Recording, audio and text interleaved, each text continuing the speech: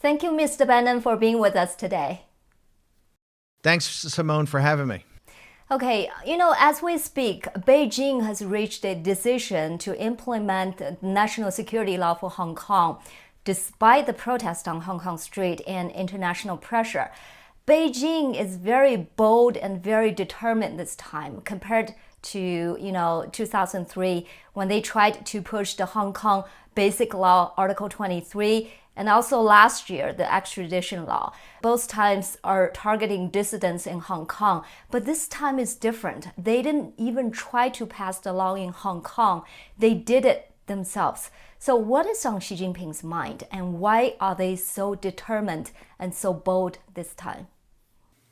I think it's very simple why he's so bold this time. He's a criminal. He thinks like a criminal, and he's gotten caught. I mean, the whole world now realizes through the great reporting of Epoch Times and New Tang Dynasty TV and others, we think War Room Pandemic's been part of that they've been exposed that regardless of whether it came out of a lab or not, which everybody I think is pretty convinced it did, regardless of whether it's part of their bioweapons program, which a lot of people think it is, that there's an exact chain of title for when they understood there was human transmission and community spread back to late December of 2019. And so Xi understands the game's up. He understands the international community is going to close in on them, I think, in a relatively short period of time, of what their culpability is. He understands they're going to be found guilty of tens of trillions of dollars of damages throughout the world, and also obviously hundreds of thousands, if not millions, of deaths. And that's with the Chinese people and the rest of the world. And so I think he's just saying, hey, what we're going to do is start to roll up various territories that we've been thinking about for a while. And that's why I think he's just even gone away from the facade of having any type of rule of law. They're just going to foreclose on Hong Kong and take it over and just take the treaty everybody signed, agreed to in 92 and did the transition in 1997 and just tear it up. Right. The assessment of Hong Kong's economic and political status, according to the Hong Kong Human Rights and Democracy Act, is almost due. I think it's due by the end of this month. Do you think America will revoke Hong Kong's special status if this law is going to pass? And what else is America going to do? I think America is going to, I think they're going to revoke the underlying trade agreement, the underlying ability to have this kind of free trade zone with Hong Kong and the United States. I think we're actually going to do tougher things. Sanctions. I believe there are going to be sanctions on China. I think there may be even sanctions on individuals. I think they even may, Majersky Act and things like that. And maybe even stopping the flow of dollars. I think the United States may start to actually focus on the Hong Kong dollar as a currency for exchange with the Chinese communists, allowing them to get dollars. I think the United States is going to do a lot, and I think the West is going to join them. I don't think that CCP cares. I think Beijing's made a decision that no matter what the economic consequences, the showing freedom and democracy in Hong Kong is more of a problem to them right now than the financial losses they will take. There'll be a substantial financial hit to the CCP and to Beijing, and I don't think they care. I think they feel that with everything that's going on inside of China, for how badly they've handled the coronavirus, how bad they've handled the CCP virus, the deaths, the economic destruction, I think they don't care. I think they feel they have to shut down democracy and freedom anywhere Chinese people have it. Otherwise, that could spread to the mainland. So I think they're going to take a big financial hit, and I think they're telling the world, we don't care. We don't care if you think we're outlaws. We don't care if you think we don't live up to our treaties. We don't care if you think we need you financially, economically. We don't care. We want control of not just Hong Kong. We want control of those Chinese people. Right. They can say they don't care, but if Hong Kong is gone, how big of a financial impact will be on the CCP? It's a huge impact, and they don't care. I think the world has to start to understand we have to hit them. They're engaged in a hot economic war with the West. We have to engage in that hot economic war. And I keep telling people this is like 1938 with the Nazis in Czechoslovakia when, Munich happened. We have to stand firm. If we don't stand firm, there are going to be terrible consequences. But I think the world's got to understand something. I believe we will hit back with hard economically and financially. The Chinese Communist Party, I think, maybe even be beyond that right now. They may be saying, I think they're telling the world, we don't care if you think we're lawless. We don't care if you think we're barbarians. We don't care if you think we're dictators. It doesn't matter. What matters is our control of the apparatus, and we're going to take control. Are you aware of a newspaper called Xingdao? I think. Yes. Okay, so it's one of the biggest newspaper. It's originated in Hong Kong, but it has a big presence in the United States. So the chairman of Xingdao News Corporation in Hong Kong, his name is Charles He Zhuguo. Yes. So he recently published an op-ed on his own newspaper, commenting on the national security law that Beijing is going to introduce. And the title of that article is "The Law is Totally Legitimate." It has like a big capital letter on the newspaper. This newspaper is one of the largest Chinese newspapers distributed in America. I know the Trump administration is identifying foreign agents acting like a media in America, but these more traditional media organizations who have deep ties with the CCP and are towing the CCP lies, they are left out, and there are a lot of them. So, America has freedom of speech. How do you balance this and guarantee, the Chinese Americans in this American soil get the truthful information? Yeah, I think we have freedom of speech, and remember, it's the First Amendment. It's the one it was the First Amendment because it was so important. However, we're not a situation that allows pure propaganda from state institutions. This individual you talked about, that piece that was in the Hong Kong paper, he's a running dog of the CCP. Everything in that piece was a lie.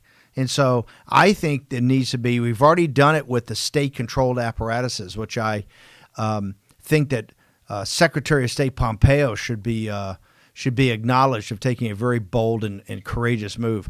I believe there needs to be a full investigation immediately of all of these different Chinese media outlets that particularly print in Chinese to try to influence Chinese Americans and expatriate Chinese that are here in the United States. I think there needs to be a total review. And if they have any ties whatsoever, financial ties, business ties, political ties to the CCP, they have to have the same type of ban and the same type of designation as the official state media, so people know that you're hearing pure propaganda. About the same time, when they first let out the news that they were considering implementing the national security law for Hong Kong, the CCP also had some aggressive statements about Taiwan. Forceful unification with Taiwan and stuff like that. And now they went ahead with the law for Hong Kong. Does that mean their threat to Taiwan will be, just lip servicing, or does that mean they are determined to take Taiwan as well? They're more determined than ever, and here's one of the reasons: is Taiwan, the Free Chinese and the Free Republic of Taiwan, Free Republic of China on Taiwan, have basically put to shame the CCP and particularly Xi's leadership in Wan Xishan in Beijing. Beijing has lost huge face to the great patriots in Taiwan. Remember, it was Taiwan CDC that notified the World Health Organization on the 31st of December of 2019 that there was a SARS outbreak that they believed had human-to-human transmission and community spread already on the 31st of December to the World Health Organization. If the University of Southampton in England has said, if the World Health Organization and the CCP had acted when little Taiwan notified them, then 95% of the deaths, 95% of the economic destruction in Hubei and Wuhan, also the rest of the world would have been avoided. They have Taiwan has put Beijing to shame. And let's be very specific. In this entire coronavirus, this entire CCP virus process, Taiwan has 440 cases of COVID-19 and only, I think, 7 or 8 deaths. And this is because of the unity, the brilliance, the bravery, the technological sophistication of the free Chinese people that are on Taiwan. The Free Republic of China on Taiwan has shown you that the Chinese are ready for democracy, and it shows you how powerful an entity it can be, and quite frankly, what a contributor to the world, what a contributor to mankind. This is what the CCP can. They cannot allow the democracy of the young kids in Hong Kong. They can't allow the freedom to fight for freedom. They can't allow the success of capitalism.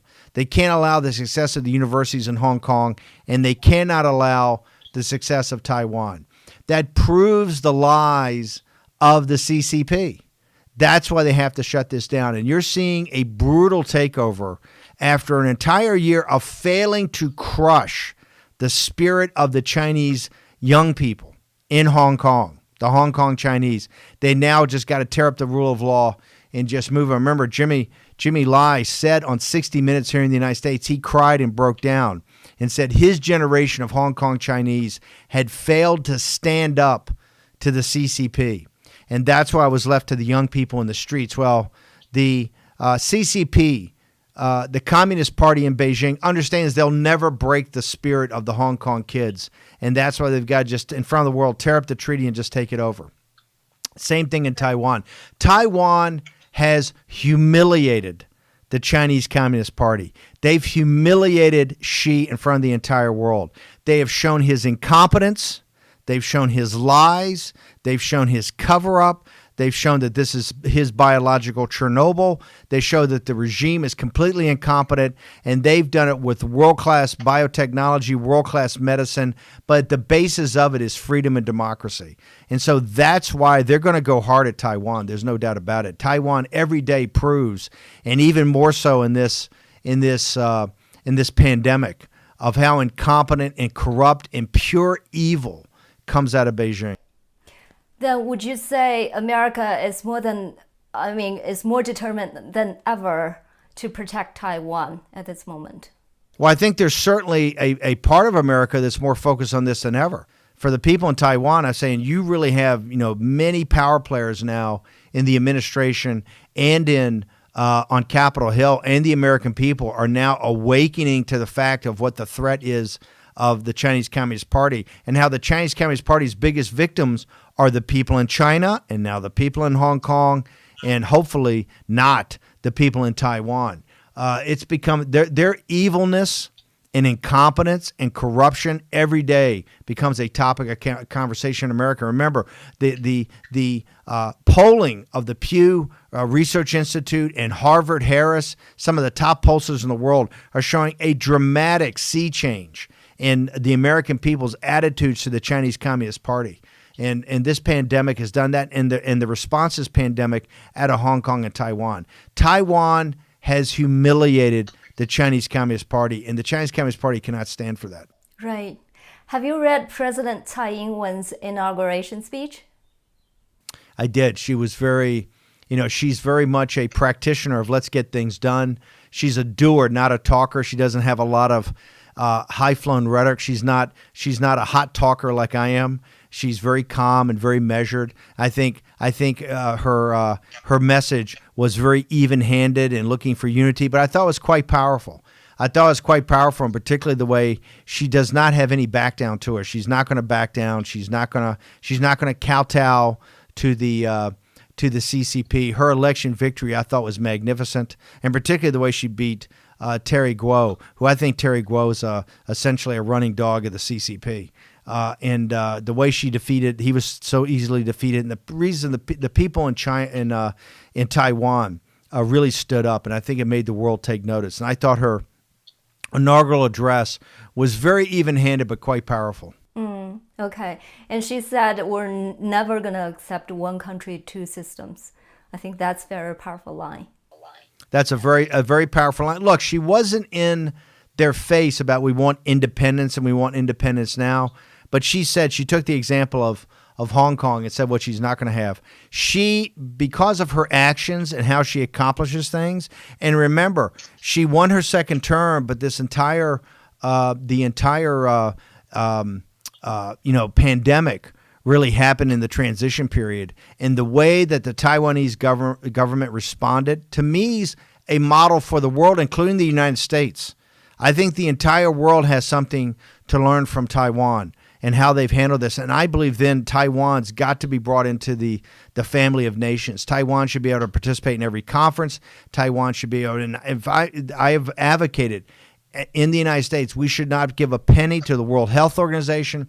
We should not give a penny to any organization that does not allow Taiwan to have full representation. And if anybody wants to say, well, why? Just say, look at the pandemic that brought the world to its knees.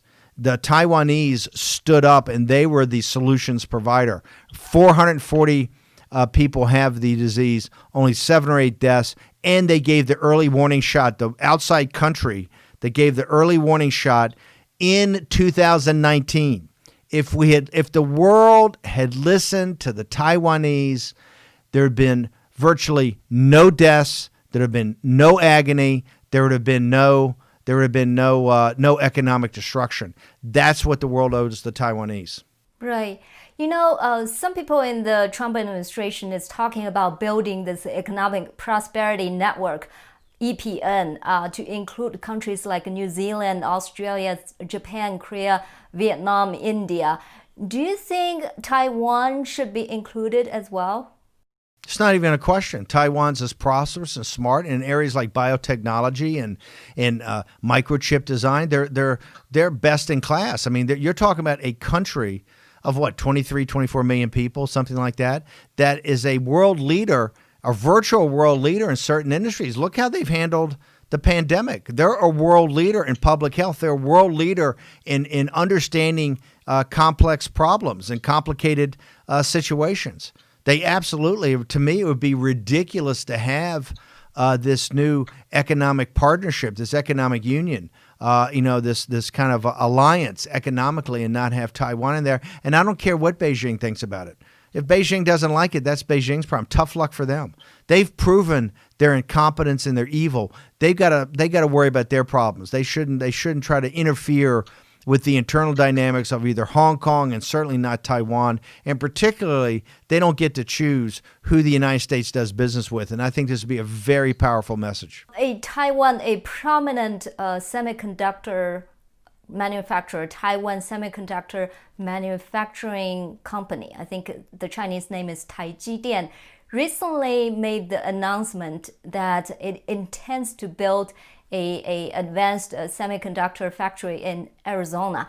What do you make of that? I think it's great. I think you'll see a lot more of that. I think you'll see a lot more cross-border investments and American investment in Taiwanese companies. I think you're going to see a lot of cross-border and particularly bringing manufacturing. It's very important for us to bring manufacturing back from mainland China as long as it's under the dictatorship of the CCP. After the CCP goes away, that's a different story. But no, I think you're going to see that was a very big announcement. It's very important, and I believe you're going to see a lot more of it. Mm-hmm. Now, the ultimate question on Taiwan. Do you think the United States will establish formal diplomatic relations with Taiwan anytime soon? I believe you're seeing a big push from myself and many others. And you have strong voices on Capitol Hill, the Marco Rubios, the Josh Hawleys, the Tom Cottons. You've got Mike Pompeo, who was the CCP went crazy when he sent the greetings about President Tsai's terrific speech in her inauguration. So I think you have many, many, many people in the United States now, both Democrats and Republicans, and people not even involved with politics that much. They're saying now it's time. We should recognize Taiwan, and this should be a big push for us. The CCP should not have a vote on who is recognized and who's not, and particularly after the heroism of the Taiwanese in this pandemic. Remember, if the world had listened to Taiwan and not listened to the lies of Beijing, only 5% at most of the deaths would have happened in the economic carnage. This entire economic carnage is because the CCP lied. They lied about human-to-human transmission. They misled the incompetent World Health Organization, who put out on January 12th and the 14th that after consultation with senior members of the Chinese health ministry, there was no human-to-human transmission and no community spread. That was a lie. while the Taiwanese were finding out exactly what was going on in Wuhan, exactly what was going on in Hubei province in December of 2019, the CCP was lying to the world until Lunar New Year actually came along and they couldn't hide it anymore. Remember, people listening to this broadcast should understand, if Lunar New Year hadn't have happened, if it had been in the summer some other time, the CCP would have lied for months until this thing exploded into Wuhan. They would have lied for months and many, many more people would have been killed. They don't care. They don't care about human beings. They don't care about the Chinese people. They don't care about any parts of civilization. They are true criminals and barbarians, and they must be dealt with. And one of the ways you deal with them is to support the free Chinese on Taiwan. Mm-hmm. So you talked about, I think in your interview with The Wire, you talked about during that time, the end of December, that's when, America was immersed in like domestic news. President Trump was impeached, and the media focus was entirely on the impending Senate decision and also, the U.S.-China trade war and stuff. And that's when the news of this new virus in Wuhan arrived in CDC in Atlanta. So, it took the Chinese government 20 days, more than 20 days, to reveal that this is a human-to-human transmission. Besides what you talked about, it's just like a habitual lies by the CCP. Do you think, is there any other particular reason for the CCP to hold off this information?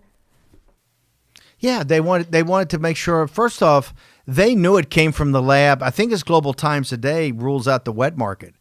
They knew immediately it came from the lab. Remember, they had to cover their tracks. On I think January 2nd or 3rd, they went in and cleaned out they sanitized the wet market. They had to build their alibi. Folks have to remember, if it's not for Lunar New Year and the greatest human migration that takes place every year, the 500 million people in China that go back to their ancestral homes, they would have suppressed this information until that absolute moment when Wuhan exploded. So this just shows their guilt. This shows how evil they are. This shows how they don't care about people. So, no, I think what they were doing is trying to figure out how they were going to spin this. Also, remember, they shut down, when they had to, they shut down domestic travel, but they let international travel go.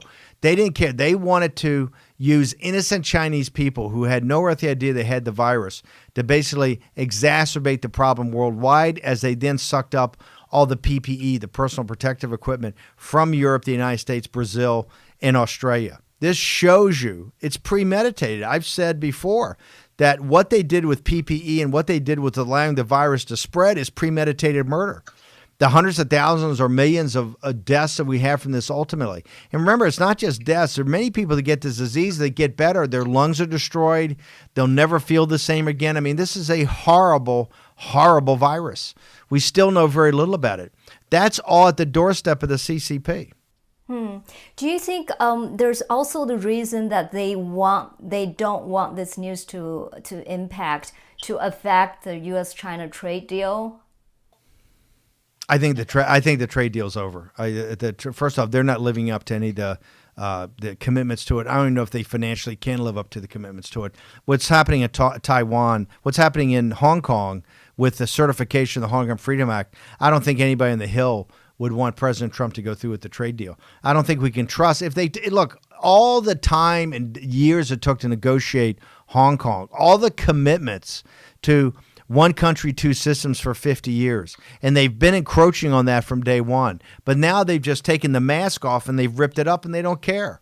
How can you possibly have a trade deal? You can't have a deal with these guys on intellectual property. It's impossible.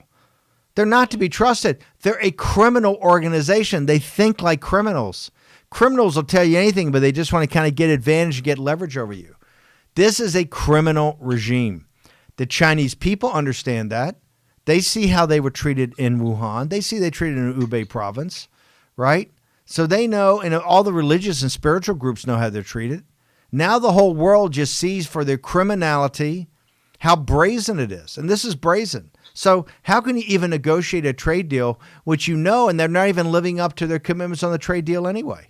So I think President Trump has tried to go out of his way to work with the CCP to try to, integrate them into the world system. But they walked away from the big trade deal.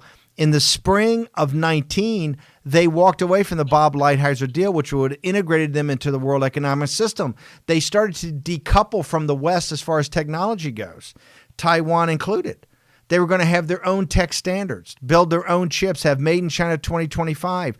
They're going their own way to control the Eurasian landmass, right? Of Hong Kong and Taiwan being part of that.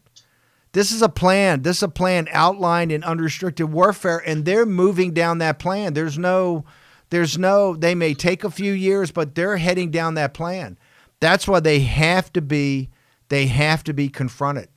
We have to confront. The West has to bond together and confront the CCP today. If not, it'll be just like Munich in 1938. Of that, I'm as sure as the turning of the earth. Talking about the geopolitical ambition, you said in your interview with The Wire that there are a group of players in the Eurasia, area, including Russia, Pakistan, North Korea, and of course China. They are trying to rely on China's economic and political power and the 5G technology to establish a separate sphere of influence from the West. And at center of that plan is the Belt and Road Initiative and the Made in China 2025. So do you think that plan is severely disrupted now because all the things happened? I think it can be disrupted. I think people are seeing, and by the way, I would add Iran, their partners in Iran, and also in Turkey. I would add those countries. They're trying to consolidate the Eurasian landmass against South Korea and Japan, India, Australia, the Western European countries, and the United States and Israel. I think that they look at that Eurasian landmass as their first hegemonic victory. And that's why they've got One Belt, One Road, Made in China 2025, and also the rollout of Huawei, which gives them the backbone of quantum computing. I think in their model, they're pretty far down there. Remember, 2025 is only in a couple of years. I believe that the Trump administration and the awakening in the West, particularly by people like Prime Minister Modi, Prime Minister Abe, Prime Minister Morrison in Australia, many of the countries in Vietnam and Singapore, you're seeing an awakening, right, to what the situation is. The young people in Hong Kong, I think, led the way. I think you're seeing an awakening in Europe. I think you're seeing a major awakening in the United States, a major awakening in Brazil. These countries that have kind of gone along with what the CCP was doing as far as being part of the world economy. They see that the CCP doesn't really want to be in the world economy we have today. They want to dominate a new world economy that's really run by their dictatorship. And that's just not going to be acceptable to people that understand democracy and freedom. They see what's happening to Hong Kong. They tore up the treaty. They don't care. They don't care if they're going to have financial or economic losses. They're going to put their hand on the throat of the Hong Kong Chinese like they want to put their hand on the throat of the Taiwanese. But the mask has been ripped off. We now see, and I think that's one of the providential blessings, if there are any at all, in this pandemic, besides the fact that I think people appreciate and have gratitude for the small things in life and for family that maybe we got too busy and too preoccupied to see before, but that since we've been sheltering and since we've been having to be away from activities, we now start to appreciate what we had. The one thing I believe we're appreciating more and more is freedom and liberty. And we understand how dear they are and how they really underpin everything. And I think we're seeing how when the Chinese people have freedom and liberty, how much they blossom and how much they add to the world. All you have to do is look at Hong Kong and look at Taiwan during this COVID situation and see how they comported themselves and how they acted and how they added to the world. That's all you need to do to see what the Chinese people are like, or when they're given freedom and when they're given liberty. And that's really the fight this is about. This whole thing boils down to the freedom of the Chinese people.